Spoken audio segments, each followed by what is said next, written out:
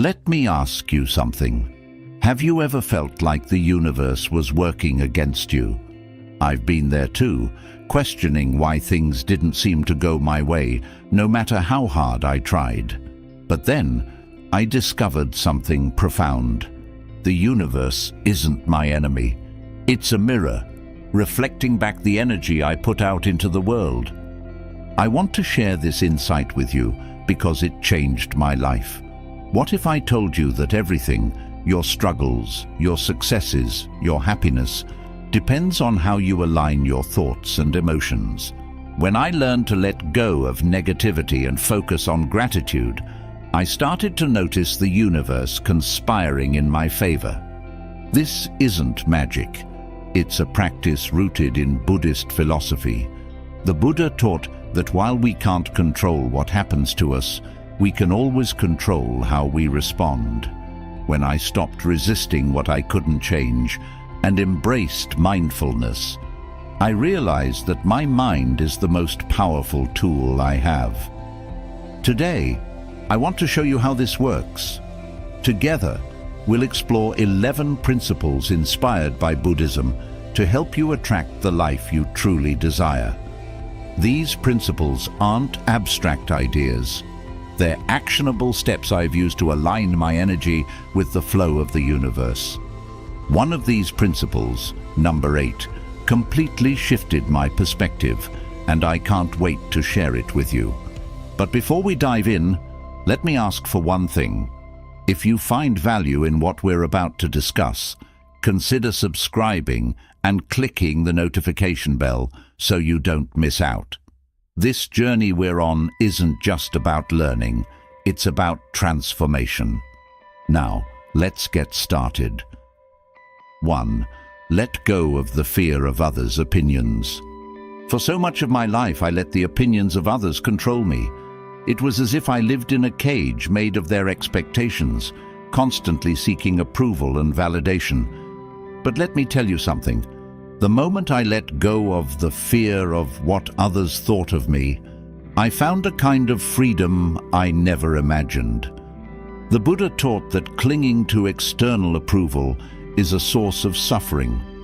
I realized that this craving for validation wasn't about others. It was about my own attachment to their judgments. It's like tying your happiness to a kite that someone else is flying. The higher it soars, the more anxious you become about when it might crash. When I started walking my own path with mindfulness, everything shifted. I learned to anchor myself in my values and intentions, not in the fleeting opinions of others. The truth is, people's opinions are just reflections of their own fears, desires, and insecurities. When I embraced this understanding, I stopped taking their words so personally. Here's what I did, and you can too.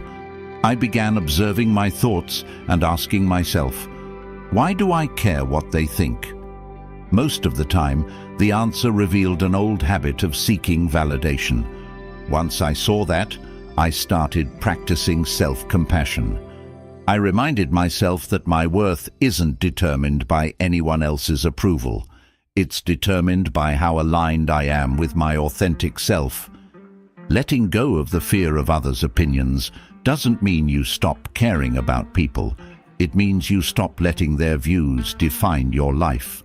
Instead of trying to please everyone, I focused on living with integrity and kindness.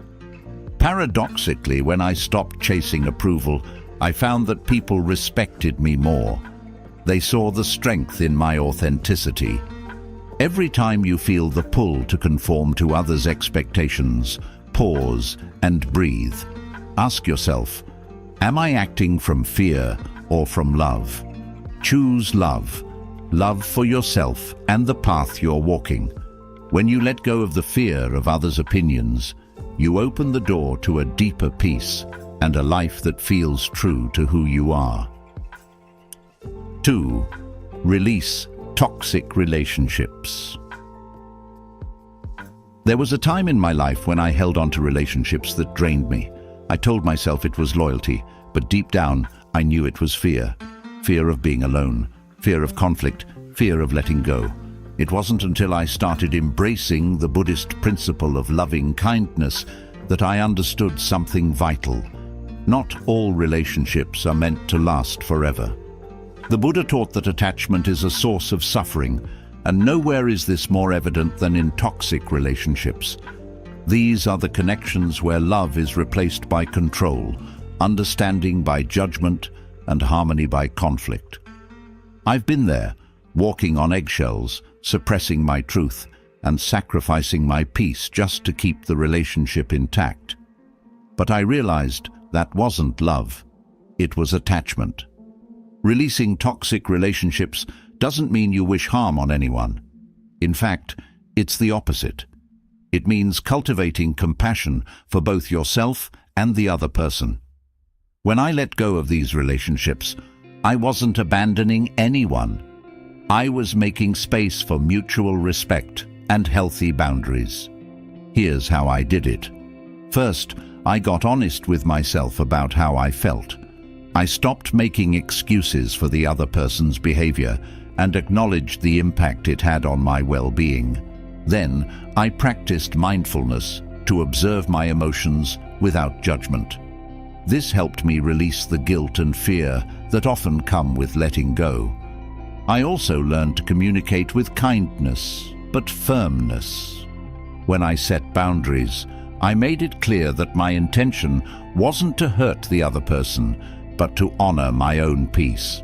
It wasn't always easy, but the relief I felt afterward was undeniable. When you release toxic relationships, you create space for the relationships that truly nourish you, those built on mutual respect, trust, and compassion. You'll find that your energy is no longer drained by conflict, but replenished by connection.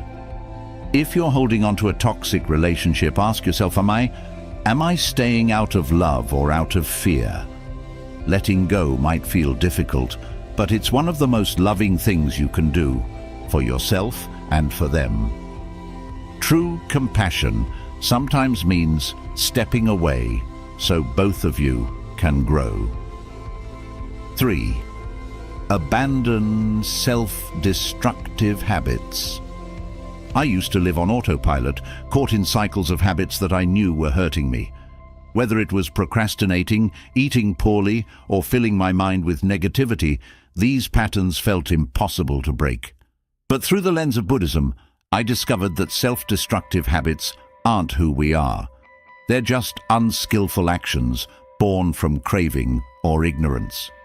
And once I understood that, I realized I could change. The Buddha often spoke about mindfulness as the key to freedom. When I began practicing mindfulness, I saw these habits for what they truly were: coping mechanisms for my discomfort, stress, or fear. I wasn't lazy or weak. I was simply reacting to my circumstances without awareness. This understanding gave me the power to step back and make different choices. I started small. Instead of trying to overhaul my entire life overnight, I focused on one habit at a time. The first step was observing the triggers that led to my self-destructive behaviors.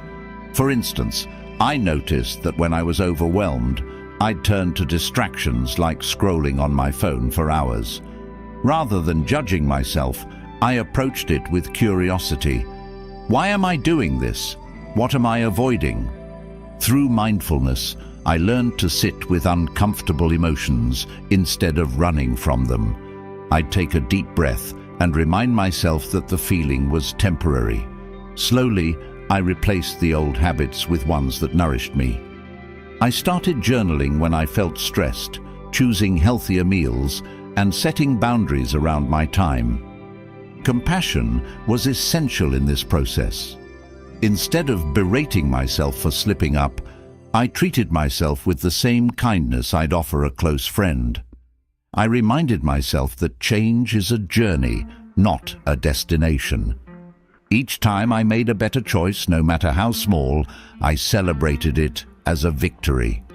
If you're caught in self-destructive habits, start by observing them without judgment. Ask yourself, what need am I trying to meet with this action? And how can I meet it in a healthier way? With mindfulness and compassion, you can break free from these patterns and build a life aligned with your true values. 4. Drop the illusion of control. For years, I thought that if I worked hard enough, planned meticulously, and stayed ahead of the curve, I could control everything in my life. But life has a way of laughing at such illusions. Plans fell apart, unexpected challenges arose, and I often found myself frustrated and exhausted. It wasn't until I embraced the Buddhist teaching of impermanence that I began to find peace.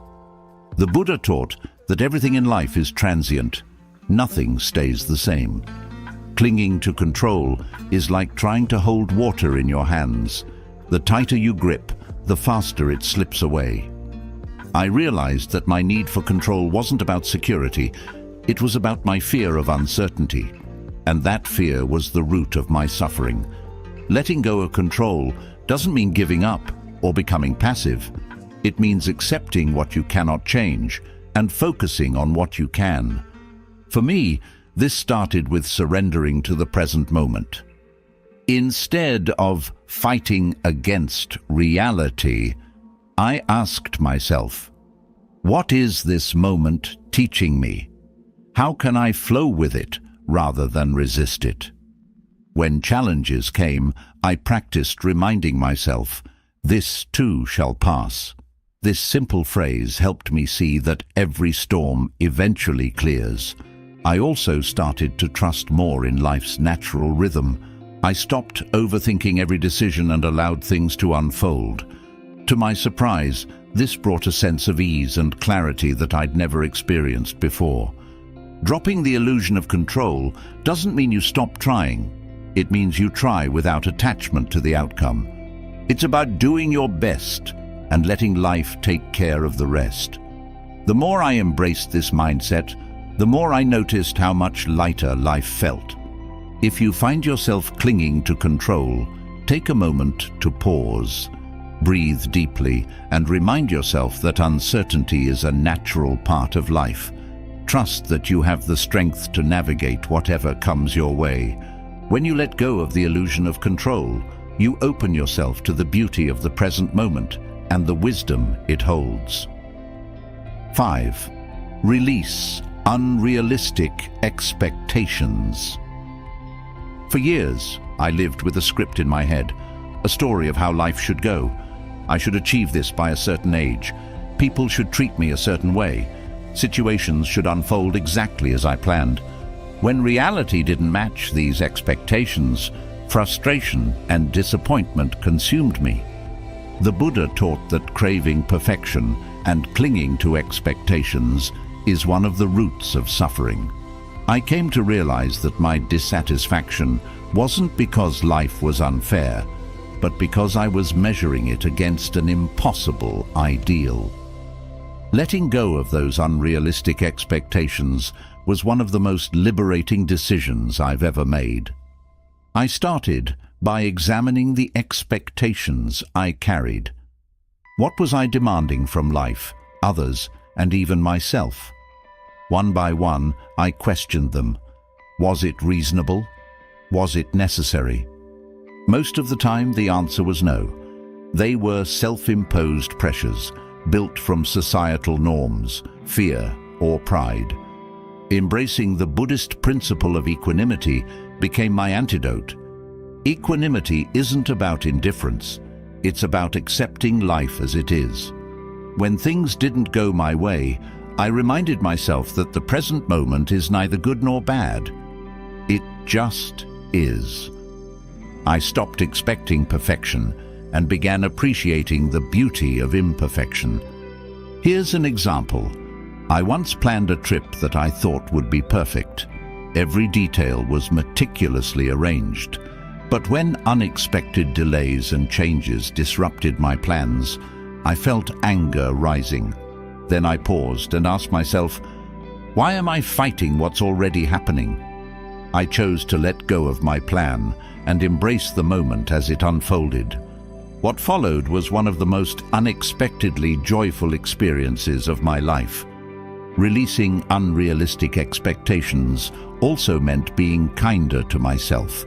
I stopped holding myself to impossible standards and started celebrating progress over perfection. Instead of demanding flawless results, I focused on the effort I put in. This shift didn't just bring peace, it reignited my motivation and creativity. When we release unrealistic expectations, we free ourselves from the constant tug-of-war between what we want and what is. Life becomes less about controlling outcomes and more about finding joy in the journey. And in doing so, we open ourselves to unexpected blessings that were hidden behind our rigid demands. Let go of the need to always be right. For much of my life, I had a relentless need to prove I was right. In every argument, every discussion, I felt compelled to win, as if my worth depended on it. But over time, I noticed something. Even when I won, I didn't feel good. The cost of victory was often the harmony of my relationships and my own inner peace. The Buddha taught that attachment to views is a form of clinging that leads to suffering.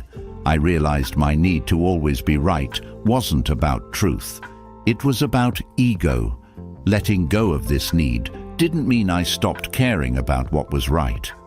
It meant I stopped needing to dominate others with my perspective.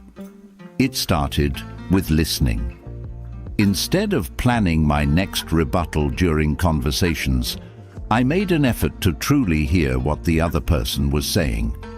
I discovered that when I listened with an open mind, I often learned something new. Even if I disagreed, I could appreciate their viewpoint without feeling threatened. Letting go of being right also taught me the power of silence. I didn't need to have the last word or prove my point in every situation. Sometimes the greatest wisdom is found in stepping back and allowing the conversation to unfold without interference. It's amazing how much peace this brought, not just to me, but to those around me. I also began to prioritize relationships over winning.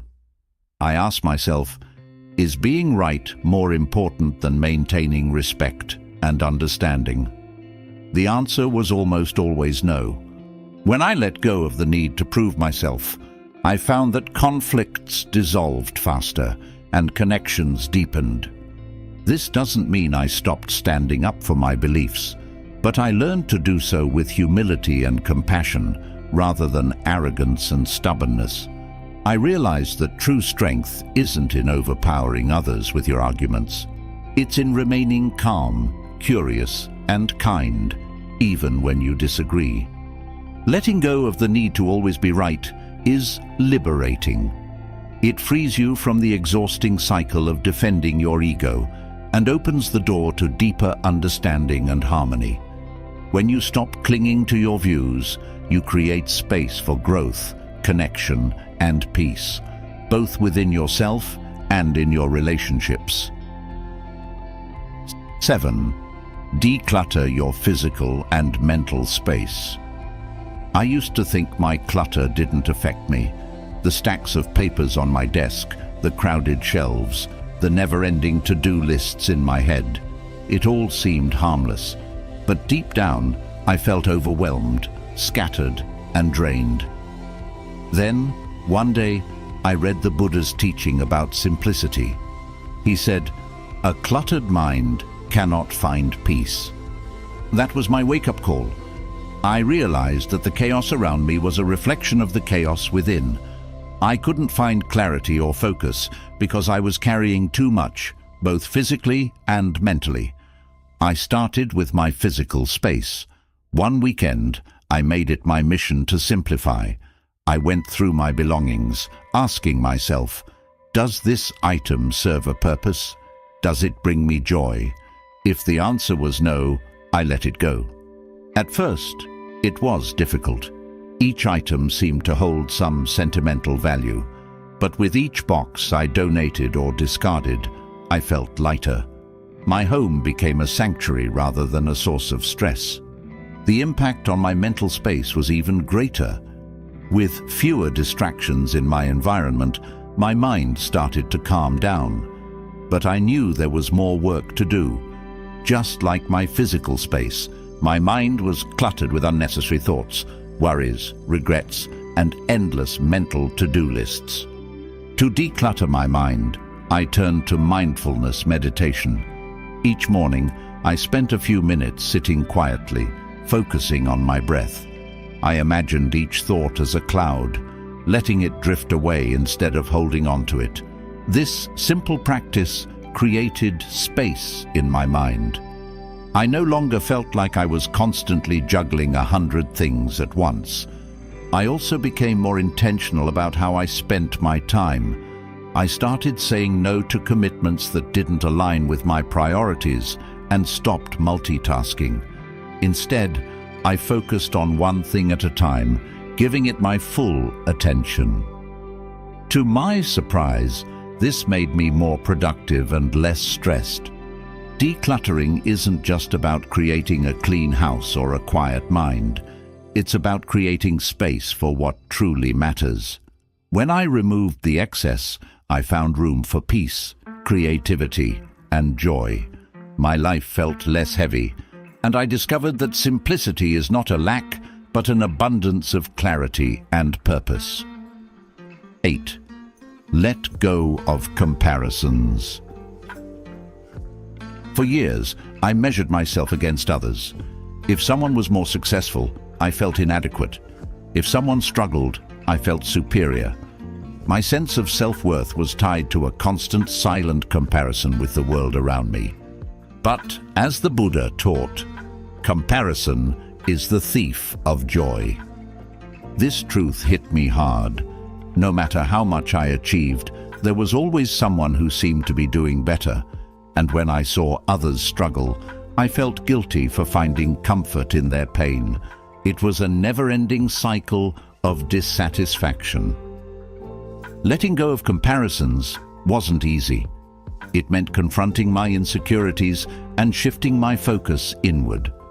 I started by reflecting on the unique journey we each walk. The Buddha often compared life to a river. Each one flows differently, shaped by its surroundings and experiences. I realized that my journey was mine alone, and comparing it to someone else's was like comparing a river to the ocean. Gratitude became my anchor. Instead of envying what others had, I began appreciating what was already in my life. I kept a gratitude journal, writing down 3 things each day that I was thankful for. Over time, this practice shifted my mindset. I no longer felt like I was lacking because I was too busy noticing how much I already had. I also learned to celebrate others' successes without feeling diminished. When a friend got a promotion or achieved a goal, I made a conscious effort to genuinely congratulate them. Their success didn't take anything away from me. It simply added to the joy in the world. Most importantly, I stopped comparing myself to an idealized version of who I thought I should be. I accepted my flaws and celebrated my progress, however small. Each step I took was a step forward, and that was enough. Letting go of comparisons brought me a peace I hadn't known before. I stopped looking outward for validation and started looking inward for contentment. The Buddha's wisdom reminded me that true happiness comes not from outshining others, but from embracing the light within myself.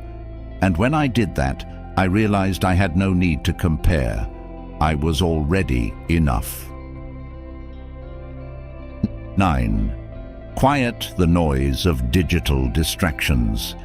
I remember a time when my mind was constantly scattered, caught between endless notifications, emails, and the lure of social media. I didn't realize it then, but I was losing touch with myself. My thoughts weren't mine.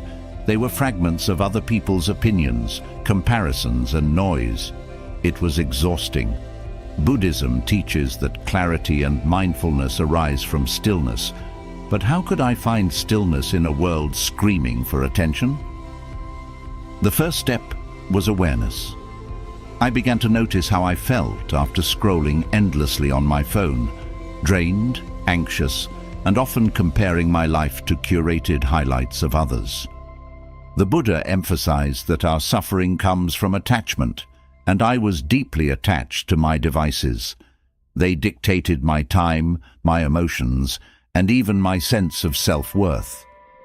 I decided to change. It wasn't easy, but I committed to moments of digital silence.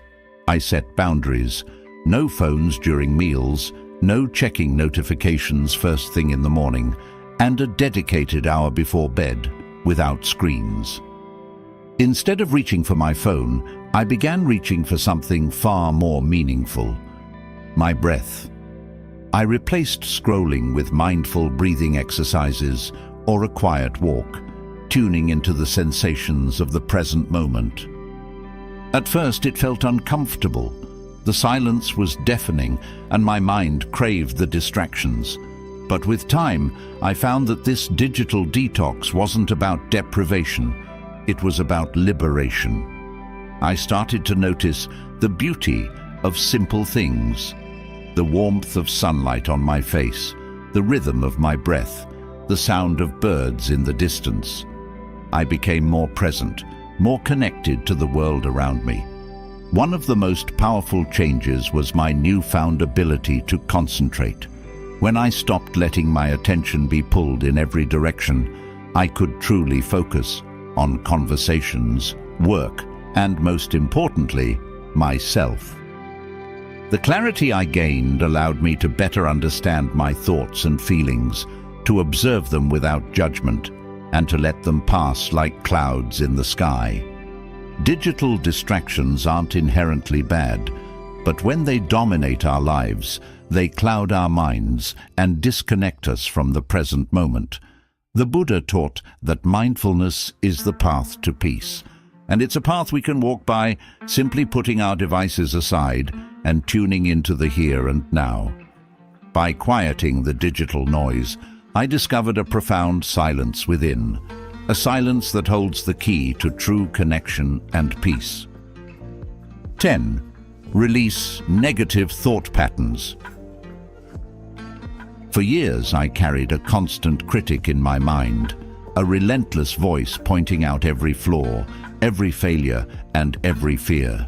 It told me I wasn't good enough, that I would never succeed, that the world was too harsh, and I was too weak. That voice became my reality, shaping how I saw myself and the world. The Buddha taught that our thoughts shape our experience, and mine were shaping a world of suffering. Recognizing the power of these thoughts was the first step. They weren't facts, they were stories I was telling myself, stories rooted in fear and doubt. The Buddha's teachings on mindfulness offered me a way out. Instead of being consumed by my thoughts, I began to observe them. I learned to sit quietly and simply notice, here is a thought of doubt, or here is a thought of fear. This practice of non-attachment allowed me to see my thoughts for what they were: fleeting, impermanent, and often untrue. But observing wasn't enough. I needed to replace those patterns with something more nourishing. I began practicing metta, or loving-kindness meditation. I started with myself, offering words of compassion. May I be happy. May I be peaceful. May I be free from suffering. At first it felt strange, almost forced, but the more I practiced, the more I believed it. The harsh critic softened, replaced by a kinder, more compassionate voice. Gratitude became another powerful tool. Each day, I made a habit of reflecting on 3 things I was thankful for, no matter how small. Some days, it was the warmth of my morning tea. Other days, it was a kind word from a stranger. Gratitude shifted my focus from what was wrong to what was right, and that shift brought light into the darkest corners of my mind. The transformation wasn't instant. Negative thoughts still arise, but now they no longer control me. I see them, acknowledge them, and let them go, like leaves floating down a stream. I no longer resist or fight them. Instead, I gently redirect my focus to kindness, gratitude, and the present moment. The Buddha taught that what we think, we become. Releasing negative thought patterns isn't just about letting go of what harms us. It's about planting seeds of positivity, compassion, and joy. By changing my thoughts, I changed my life, and in doing so, I found a peace I never thought possible.